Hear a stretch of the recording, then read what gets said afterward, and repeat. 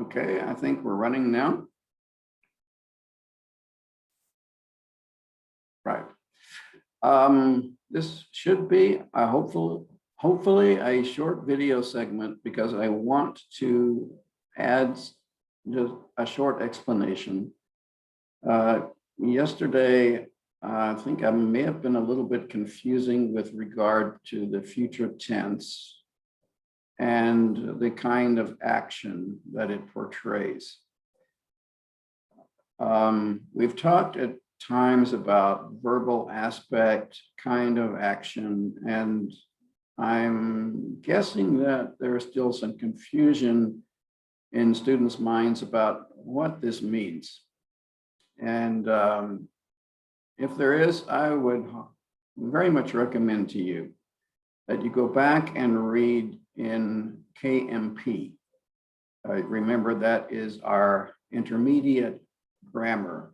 We're not only using Dr. McIver's beginning Greek grammar, where these last 2 semesters we've been starting to use, going deeper with New Testament Greek, the intermediate Greek grammar. You'll be using this, those of you who go on to studies in the MPhil in New Testament, you'll be using this extensively. Dr. Wesley says that your copy of this book will be worn and tattered by the time you've finished. So I suggest you acquaint yourself already well with KMP. And I hope the abbreviation, I think you'll appreciate that Kirstenberger, Merkle, Plummer, giving all 3 authors, it's easier to just say KMP and to refer to the book and to the chart. Now, here I'm going to look just briefly at the book, but first I want to go back to a presentation that I made in back in Greek 3 and back in week 4 of this semester, which may seem like a long time ago. At least it does to me. It's been a very full semester in many ways. For many students, verbal aspect is difficult to understand. But think in this way, the Greek did not concern himself or herself so much with time. When did this happen? Is it happening now? What time did it happen? Did it happen at 3 o'clock? Did it happen at 4 o'clock? No. They were much more interested in the kind of action. And although Greek tenses do convey time in the indicative mood, by the way, and only in the indicative mood, really, they also convey the kind of action. You'll remember I used the illustration of a video and a photo. Dr. Campbell talks about action that is external and internal. External is when you're looking at it from the outside. That's the photograph kind of action, which is basically the aorist tense. The aorist tense is not only a past tense, it's much more than past tense. We do translate it usually in English with the past tense, but it does more than that. In fact, outside of the indicative mood, it doesn't necessarily convey past time. It conveys a summary of what happened. Of necessity, that's past tense. This happened, and you summarize the action. Many statements that Jesus makes are emphatic by nature, and the author uses the present tense to lead up to them, and then the aorist tense to make the statement. Jesus says, and the emphatic statement that the author, Luke, John, Matthew, wants to bring out is in the aorist tense. Leading up to it, present tense. Statement, in the aorist tense. Dr. Campbell would say the first is internal, like a video, and this is happening. And the second is external, like a photograph. Boom, this is what happened. Notice I had to use the past tense in English to convey that aorist tense idea. Now, for our study now in chapter 25, Dr. Campbell says in his video, the first one that you have watched by now, I assume, because you should have watched segment B before this one, which is segment C. He says that the future tense is external. I'm going to say yes, usually, but there's one exception, and that is when New Testament Greek uses the future periphrastic participle, which Dr. Campbell disagrees with. He says the periphrastic participles were just, they used to convey different verbal aspect, but by the time of the New Testament, Greek had spread throughout the empire, and Greek no longer had that idea with a periphrastic participle. And I would beg to differ that the authors of the New Testament use periphrastic participles intentionally. They don't just use them because, well, we used to use them, so I'm still going to use one. They choose their language carefully. Now, let me go to that presentation that we had back in week 4. You might remember it. And let's open that. And let's get my little spotlight. There it is. All right. Back in week 4, review of periphrastic participles. First of all, definition. What is a periphrastic participle? And I'm imagining that you probably need to review that anyway, because if I ask you directly, tell me what is a periphrastic participle, you would probably be thinking having, seeing, hating, wanting, ing forms. Students love to use ing forms. But then, okay, I can't remember beyond that. So here, a participle plus a form of ame. The participle usually comes after the finite verb, and the finite verb, what do we mean by a finite verb form? Finite verb is another way of saying a verb which is not an infinitive.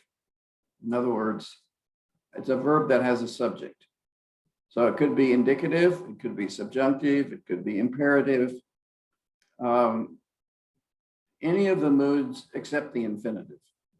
So it has a subject. He, she, it, we, you, they, or a noun that agrees with he, she, it, or they. Talking about people or things. There's a subject, the opposite of an infinitive.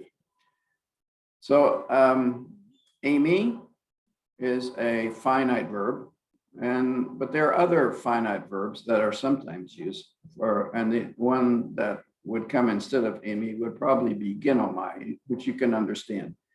I am, or I am becoming, or it is happening.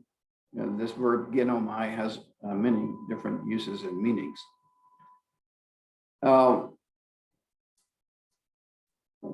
Why do authors of the New Testament use periphrastic participles? Why would they use a participle combined with a form of the verb ame? And my suggestion is because they want to highlight verbal aspect. So again, I'm disagreeing with Dr. Campbell. It's not just because of the spread of the Greek language, but because the authors wanted to say something more than just an ordinary participle would communicate. In other words, I'm saying that the authors of the New Testament intentionally chose the language, the words, the verbal expressions, the grammar that they wanted to use because it expressed what they wanted to say. Now, what they are not, just because there's a participle and a form of the verb aimé doesn't necessarily mean that it is a periphrastic participle, especially if the participle has an article. Now, you should be used to these by now, and I think, and we've looked at this already. Not this is the one sitting, or since this is a question and begging, ha kathemenos, the one sitting, ha pros aiton, the one begging. You translated this back in John chapter 9. This is not the one who was sitting and begging. Notice estin is a form of the verb aimé, yes, but we have the article. So actually this participle and this participle are describing hutos, this man, this one. So they are adjectival. They're not periphrastic. They say the one sitting, the one begging. And this verb estin, yes, it's a form of the verb aimé, but it goes with hutos. This is, or is this not? In this case, with a question. So we don't have a periphrastic participle here. But here, for example, we do a present periphrastic participle in 2 Corinthians 2:17. As men, we are not as the many, peddling, kapeluontes, nominative plural participle. Notice ontes is the nominative plural ending. We're not as those many who go around peddling the word of God, Paul says. What is he doing with a present periphrastic participle that he can't do with a normal participle? Well, I think what he's doing is he's emphasizing the kind of action of the present tense, that these people are always all around us doing this, peddling the word of God for money. They're always interested primarily in money, which ought to say something for us today, I think, in what the attitude or the motivation of many preachers. There's an imperfect periphrastic participle where we have a present tense participle with an imperfect form of the verb aimé. Talking about the rich young ruler, for he was having many creature comforts, we would say today. He was having many possessions. This emphasizes the fact that it was continuous. He was really hanging on to those. He wanted those. He was having those. He was hanging on to those, would probably be the way to translate echo here. And now we come to the future periphrastic participle. And yesterday I said something about the future and the perfect tense, which is perfect nonsense. That's why I want to come back and correct that and talk about verbal aspect. Matthew 24:9. There of course is no perfect tense with the future periphrastic participle. It's not perfect, it's future. I was confusing two tenses. Then they will deliver over. Paradosus and paradidomi in the future tense, third person plural. They will deliver over. You, humas, accusative plural, right? Into tribulation, thlipsis, except we have the accusative form. Thlipsis becomes slips in the accusative. Ace slips in under tribulation, into tribulation, and they will kill. Apokrinusin, future, you. They will kill you.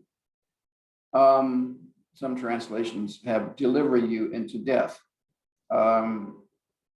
Also a possibility, especially when you look at what at the order of things, because if they kill you, then presumably there's no more they can do to you. But Jesus is describing the situation as a whole and goes on to say, kai este mesumenoi, present tense participle, future form of the verb eimi, and will be, and you will be, second person plural, este.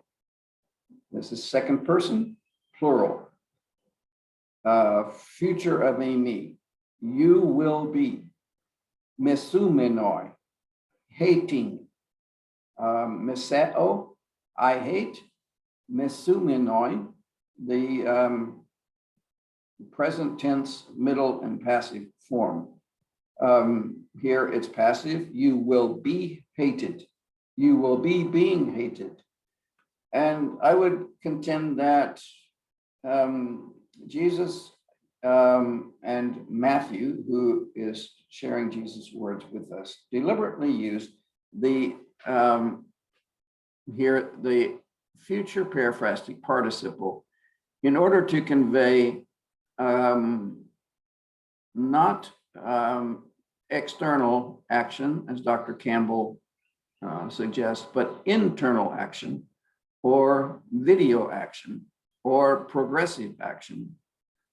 So that the future tense here is kind of like the present tense. And it will be a constant thing happening. You will be hated. You will be being hated. It will be a characteristic of that age that people will deliver you up, that they will put you to death. And in general, you will be hated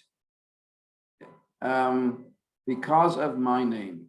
Diato, don't translate that on account of what, but translate that as because of my name. So stop sharing now.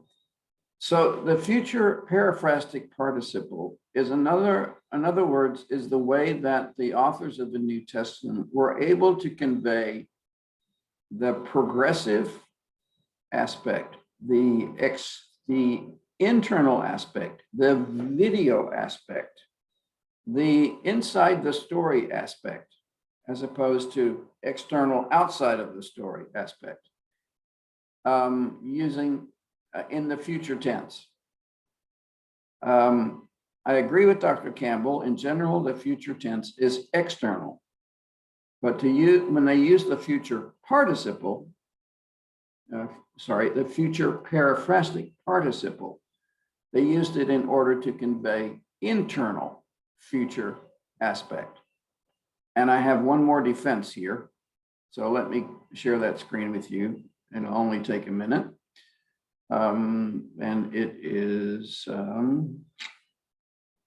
let me see, show all windows. Which one am I missing? And it should be around here.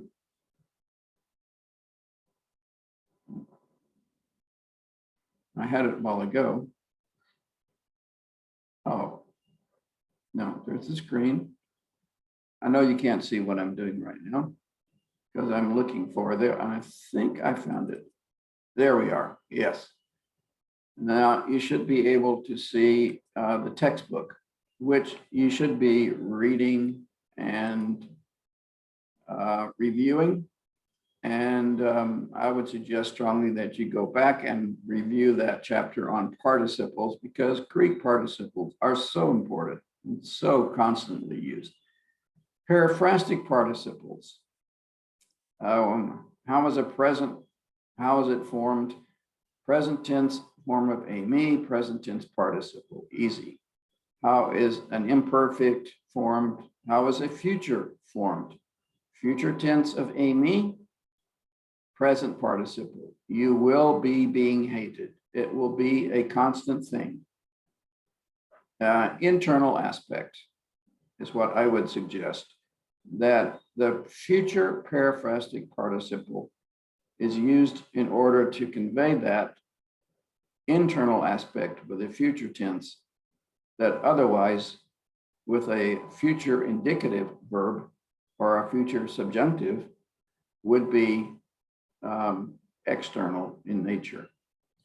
And one last thing, because I wanted you to see that they actually, KMP actually believe this too, because note 79 says about this verse, the same phrase, es este mesumeno, also occurs in these verses, but it's the one before. Unlike a simple future tense, okay, which is what I've been saying, unlike a simple future tense, the future periphrastic participle conveys a progressive action, internal aspect, video aspect, inside action.